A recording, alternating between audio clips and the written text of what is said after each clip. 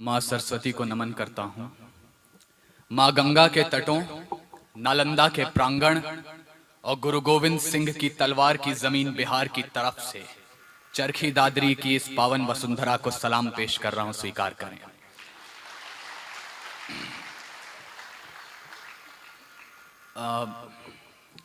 सुमित भैया का हुक्म था, मेरी हाजिरी होनी ही थी। दूसरी बात, आज परम आदरणीय डॉक्टर प्रवीण शुक्ल जी यहाँ उपस्थित हैं और वो मोहब्बत में बड़े भाई होने के नाते जो भी कुछ कह देते हैं, मुझे ज़्यादा कुछ आता नहीं है।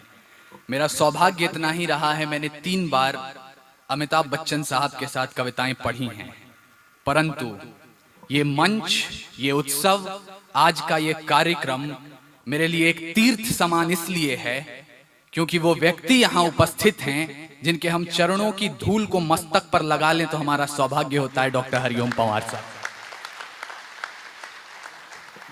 परमादरणीय डॉक्टर सुनील जोगी जी, अनामिका जी, सुमित भैया, सबको प्रणाम करता हूं।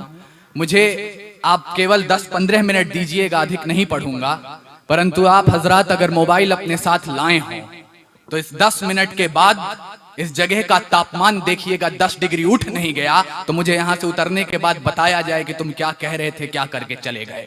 पहली 2 पंक्तियां मुझे शुरू कर दीजिएगा, कवि सम्मेलन का आगाज कीजिएगा। मैं उनको शब्द चढ़ाता हूं, फूल नहीं है मेरे पास, मैं उनको शब्द चढ़ाता हूं। हिंद जिनकी जान था, नाम हिंदुस्तानी जिनका मजहब हिंदुस्तान था। रक्त से रंगते थे धरती को अरियों की ललकार पर, जय हिंद का नारा सदा लिखा था जेलों की दीवार पर। अरे बदन पे बंधी थी बेड़ियां, दिल मगर आजाद था, और रक्त के अंतिम कतरे में भी भारत जिंदाबाद था।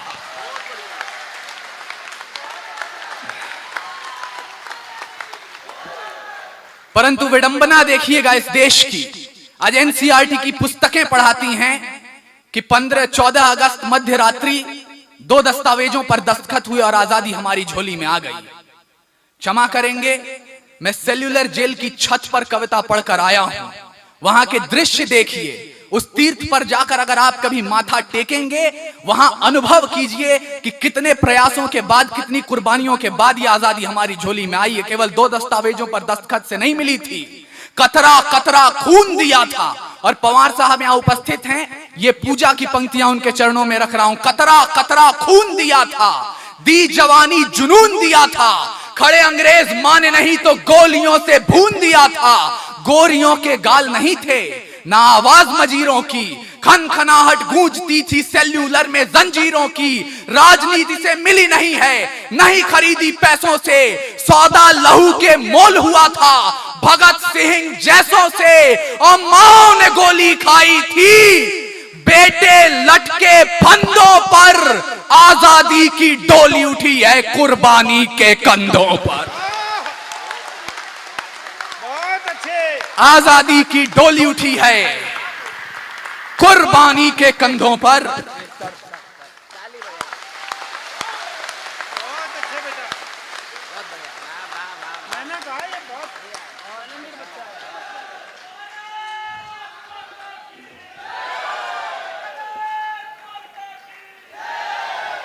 बहुत अच्छे पूर्व। पंवार साहब ने मुझे यदि ये गुलदस्ता दिया है तो इतना तो मैं जरूर कह सकता हूं कि ये मेरे साथ अब जीवन भर रहने वाला है। और जिस कुर्बानी की मैंने बात की, आज लाल किले पर यदि तिरंगा लहराता है तो उस तिरंगे से कुछ कहना चाहता हूं। प्यासे वीरों को लहू का उन्माद पिलाने आया हूं, ऐ तिरंगे सलाम तुझे है पर याद दिलाने आया हूं।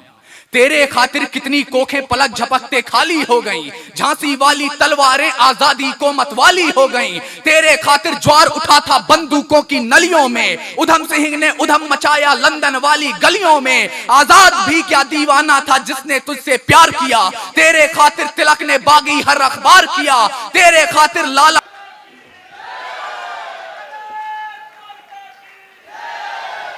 बहुत अच्छे पूर्व। पंवार साहब ने मुझे यदि ये गुलदस्ता दिया है तो इतना तो मैं जरूर कह सकता हूं कि ये मेरे साथ अब जीवन भर रहने वाला है। और जिस कुर्बानी की मैंने बात की, आज लाल किले पर यदि तिरंगा लहराता है तो उस तिरंगे से कुछ कहना चाहता हूं।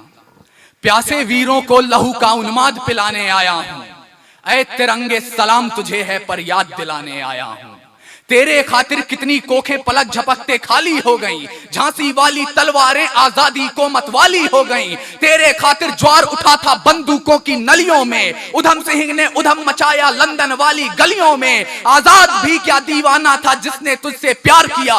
तेरे खातिर तिलक ने बागी हर अखबार किया। तेरे खातिर लाला ने जलती बाती आगे कर दी। गोरी लाठी को टक्कर देने अपनी छाती आगे कर दी। और जलियांवाला बाग जिनका इंकलाब सुनाता है, उनकी 2 सांसों के बल तू आज तलक लहराता है।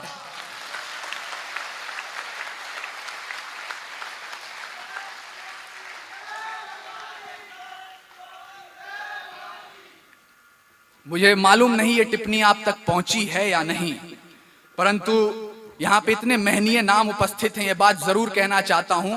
और जब घर का कोई बड़ा साथ में हो तो वैसे भी छोटे बहुत कॉन्फिडेंस में रहते हैं कि जो होगा देखा जाएगा। इतनी कुर्बानियों के बावजूद हमें सिखाया गया, दे दी हमें आजादी बिना खड्ग बिना ढाल। आगे की पंक्ति का मैं पूरा सम्मान करता हूं, क्योंकि यकीन मानिएगा साबरमती के संत ने जो कमाल किया, आप पूरे विश्व का इतिहास खंगाल कर देख लीजिए। महात्मा गांधी के व्यक्तित्व के बराबर तो दूर निकट भी कोई नहीं मिलेगा। परंतु जो राइम करने के लिए पंक्ति लिखी गई, दे दी हमें आजादी बिना खड्ग बिना ढाल, साबरमती के संत तूने कर दिया कमाल। जब भी मैं ये भारत के किसी भी कोने में सुनता हूं, मेरे सामने से सुभद्रा कुमारी चौहान ये गुनगुनाते हुए निकल जाती हैं कि सन 57 में चमक उठी वो तलवार पुरानी थी। फिरंगियों को भगाने की वीर कुंवर सिंह ने ठानी थी। बुंदेलखंड के हर बोलों की हमने सुनी कहानी थी। और खूब लड़ी मर्दानी वो तो झांसी वाली रानी थी।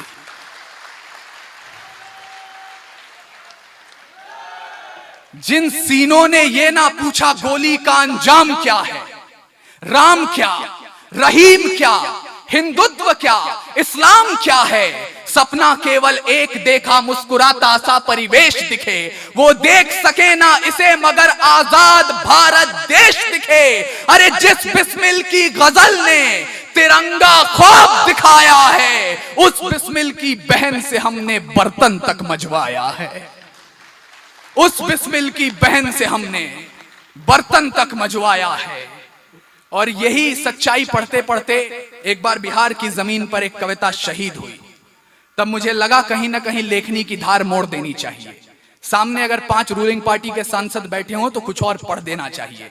परंतु पवार साहब को सुनते आया हूं कि कविताएं कभी सरकारों का समर्थन नहीं करती हैं। 6 पंक्तियां मेरी लेखनी मुझसे बोल पड़ी। यदि मैं कभी भी विरुद्धावलियों की तरफ बढ़ूं तो ये मेरे कानों में जरूर गूंजेंगी। और एक बात आपके सामने स्पष्ट कर देना चाहता हूं, यदि आप किसी पार्टी के बन के आए हो थोड़ी देर के लिए भूल जाइएगा, क्योंकि कविताएं सिर्फ भारत देश की होती हैं, किसी पार्टी की नहीं होती। तख्त झुके, झुकी रियासत, कविता कभी पर झुकी नहीं। तूफान रुके, रुके हैं लश्कर, धार कलम की रुकी नहीं। तू सारथी साहित्य का है, कर्म को अंजाम दे। बोल रहा है सच अगर ज़बां को ना लगाम दे। और कविता तेरी हुक्मरां का कोई बिका फरमान नहीं है। तू बगावत का शोला, दरबारी दस्तरखान नहीं है। बहुत अच्छे, बहुत अच्छे। और एक निवेदन आप सबसे ये करना चाहता हूं, इससे पहले कि कुछ पढ़ूं, सुमित भैया का आदेश है वो कविता यहां जरूर पढ़नी है। केवल 2 मिनट डॉक्टर हरिओम पंवार साहब को हम यहां सेलिब्रेट कर रहे हैं। उन्होंने पिछले 40-50 वर्षों में जो भी पढ़ा है और जो भी मांग हमसे की है, उनके आह्वान पर भारत की तरुणाई के हस्ताक्षर यही हैं कि रावण नहीं हम पलने देंगे साधुओं के वेश में। रावण नहीं हम पलने देंगे साधुओं के वेश में। और अफजल नहीं पनप सकते हैं अब्दुल कलाम के देश में।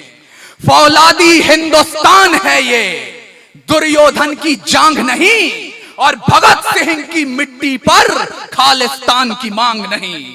इतिहास में जो हो चुके हैं फिर वो पाप नहीं होंगे। 16 बार मोहम्मद गोरी हरगिज माफ नहीं होंगे। अरे रण विजय के बाद भी रण के वस्त्र नहीं अब छोड़ेंगे। कलिंग फतेह के बाद अशोक अस्त्र नहीं अब छोड़ेंगे। 57 के जीत की डोली झांसी रोकी जाएगी। अब के बार भगत सिंह की फांसी रोकी जाएगी। और हिंदू मुस्लिम सिख ईसाई के शीश नहीं कटने देंगे।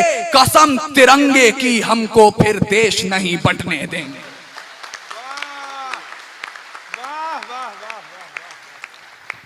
समय की अपनी सीमाएं हैं। सीधे सीधे वो रचना पढ़ रहा हूं जिसका स्वागत। आदेश। बहुत अच्छा पूर्व, बहुत अच्छे। देखिएगा, मुझे नहीं पता आप लोगों में से कितने लोग इस बात को अब तक याद रखे हुए हैं, वाह। परंतु एक छोटा सा देश है इजराइल। एक बार एक खेल दल में हमला हुआ तो म्यूनिक में ऑपरेशन रैथ ऑफ गॉड के तहत हमलावरों को जाके घुसकर मार के आया। जब पूरे विश्व के अखबार लिख रहे थे America in shackles after the attack 9/11 के बाद, the greatest nation in the world will never be able to rise up again. America ने कोई पड़ोसियों से ये नहीं कहा संधि करवाओ, 50 चीजें करवाओ। सीधे सीधे जाकर ओसामा बिन लादेन को पाकिस्तान में मारकर वापस आया। परंतु 135 करोड़ की आबादी वाले मुल्क हिंदुस्तान का बेटा कुलभूषण यादव यदि 5 साल से पड़ोसी की गिरफ्त में है और सियासत तारीख नहीं तय कर पा रही है कि घर वापसी कब होगी, तो मैं ये कहने का अधिकार चाहता हूं कि सिंहासनों पर बैठे सिंहों की दहाड़ में और रात को गूंजते गीदड़ों की पुकार में कितना अंतर है, ये विश्व को दिखाने का वक्त आ चुका है। फिर पिता को ठेस है पहुंची, फिर बेटा नादान हुआ है। क्या है पाकिस्तान? फिर पिता को ठेस है पहुंची, फिर बेटा नादान हुआ है। फिर फिरौन ने सीमा लांघी, भस्मासुर को अभिमान हुआ है। तो फिरौनियत को फिर मिटाने मूसा हृदय क्षेत्र खुले और भस्मासुर मगरूर हुआ है। शिव का तीजा नेत्र खुले। एहसास नहीं है भारत को, जज्बात कैद हैं पाकिस्तान में। 2 बच्चों का सिर सहलाते 2 हाथ कैद हैं पाकिस्तान में। जल सेना के स्वाभिमान का गुमान कैद है पाकिस्तान में। अबुल कलाम आजाद का हिंदुस्तान कैद है पाकिस्तान में। एक मां की मुंतजिर आंख का नूर कैद है पाकिस्तान में। सिर्फ कुलभूषण नहीं, किसी मांग का सिंदूर कैद है पाकिस्तान में। बहुत अच्छे, बहुत अच्छे। और एक मांग रख रहा हूं, यहां यदि सरकार के लोग बैठे हों तो कविता की मांग को सत्ता तक पहुंचाइएगा। और यहां युवा पीढ़ी बैठी हुई है। यूं नहीं है कि सिर्फ इश्क की बातें की जाती हैं। आपकी तरुणाई क्या है? अभी कहा जाएगा उतरते ही कि तुम्हें तो गजल पढ़नी चाहिए थी, मीठे लहजे में, प्यार के लहजे में जुल्फों की बात करनी चाहिए थी। नहीं, जवानी की डेफिनेशन हिंदुस्तान के हवाले से विश्व को देना हो तो कहिएगा, खुदी राम ने खुददारी से हंसकर जिसका दान दिया। भगत सिंह ने चूमा फंदा और जिसे कुर्बान किया। आगोश में जिसके सुभाष से निकले लश्कर हिंद बनाया था। फतेह सिंह और जोरावर ने दहलीज पे जिसे ठुकराया था। अरे आजादी में बुनियाद बनी जो संघर्षों के बोल की, सुलग रही थी गर्मनाल में शेखर के पिस्तौल की। अरे खिल रही थी रोम रोम में अशफाकुल्ला खान के, वही जवानी दौड़ रही है खून में हिंदुस्तान के। मुझे एहसास कराइएगा इन 4 पंक्तियों पर। बहुत अच्छे, बहुत अच्छे। वाह वाह पूर्व। मुझे एहसास कराइएगा इन 4 पंक्तियों पर कि युवा पीढ़ी सिर्फ इश्क करना जानती है या ये जोर भी रखती है, जज्बा भी रखती है, जो सीधे सीधे सिंहासन से कुछ मांग कर सकता है। क्योंकि खुदा ने अगर दिल में इबादत के लिए इश्क दिया है तो रगों में इंकलाब के लिए खून भी दिया है। उस खून को चुनौती दे रहा हूं कि शांति श्वेत परचम अपना देखो गिरा यूं भू पर है। अब तो जागो संसद वालों, पानी सर के ऊपर है। या दुश्मन रक्त से स्नान करो या शर्म करो विषपान करो। कुलभूषण को रिहा कराओ या जंग का ऐलान करो।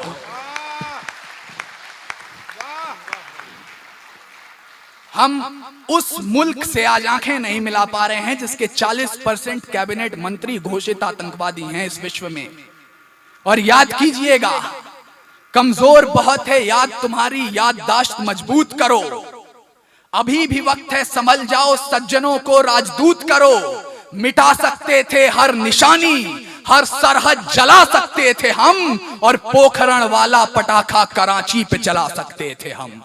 पोखरण वाला पटाखा कराची पे चला सकते थे हम। भूल गए कृपाएं हमारी कितनी भूमि छोड़ी है, एलओसी के आगे चढ़कर सेना वापस मोड़ी है। हर युद्ध हराया है तुमको क्षमादान तुम भूल गए, 47 में किया जो हमने भूमिदान तुम भूल गए। भुट्टो के फैले हाथों को हमने भिक्षा दी है जी, देखे को अनदेखा करके जहर की घुड़की पी है जी। ताज धमाके जैसे कितने जख्मों को झेला हमने, फिर भी मैदानों में तुमसे क्रिकेट मैच भी खेला हमने। कश्मीर समस्या हमने छाती पर ले रखी है, पीओ के नाम की दौलत भीख में दे रखी है, अपने अग्नि शस्त्रों की भी चीख दबा रखी है जी, और अश्वमेघ के घोड़े पर भी लगाम लगा रखी है जी। अंतिम 2 मिनट आपके समक्ष हूं।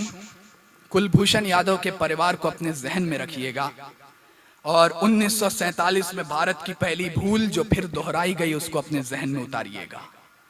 जो भूल की थी इतिहासों में, फिर भूल वही कर बैठे हैं। कुलभूषण के रिहाई की अर्जी यूएन के दर धर बैठे हैं। फांसी रुकवा ली है हमने, हर्ष फव्वारे नहीं मिले, पाकिस्तानी सलाख गलाने वाले अंगारे नहीं मिले। वो आईएसआई के दफ्तर में तो हंसता सावन आता होगा, रण विजयी मुस्कान लिए खिलकर रावण आता होगा। वो सरहद पार के दरबारों में 8800 का मौसम है, हिजबुल की फुलवारी में भी मधुमासों का मौसम है, और यहाँ पर एक अभागन रूखी रोटी सेक रही है। 5 दिवाली से बूढ़ी आंखें राहभूषण की देख रही हैं।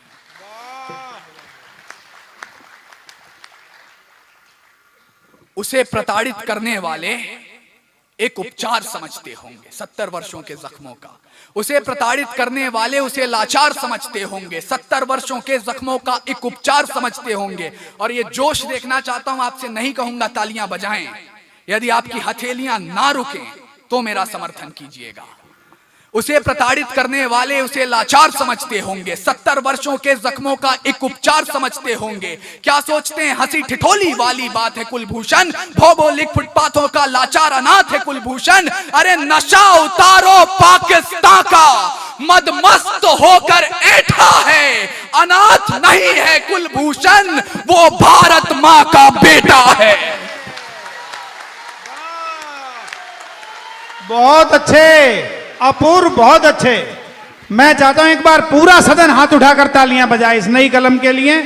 बहुत बहुत शुभकामनाएं। वाह। अनाथ नहीं है कुलभूषण, वो भारत मां का बेटा है, और ये भारत बलिदानों का देश है। यहां भीष्म के रचयिता बैठे हैं। विश्व का सबसे बड़ा महाकाव्य और दुनिया का सबसे बड़ा बलिदान आप सबके समक्ष रख रहा हूं। बलिदान जीतता है या लेखनी जीतती है, इन दोनों का टकराव आपके समक्ष रखता हूं, और अंतिम पंक्तियां पढ़ता हूं। बलिदान क्या है इस देश का, और बलिदान देने में हम कतराते क्यों नहीं हैं। विश्व का सबसे बड़ा महाकाव्य और विश्व का सबसे बड़ा बलिदान। महाभारत में बार बार जब वीर धर्म पर वार हुए, महाभारत में बार बार जब वीर धर्म पर वार हुए, संतान मोह के बाहुपाश के गुरुजन स्वयं शिकार हुए।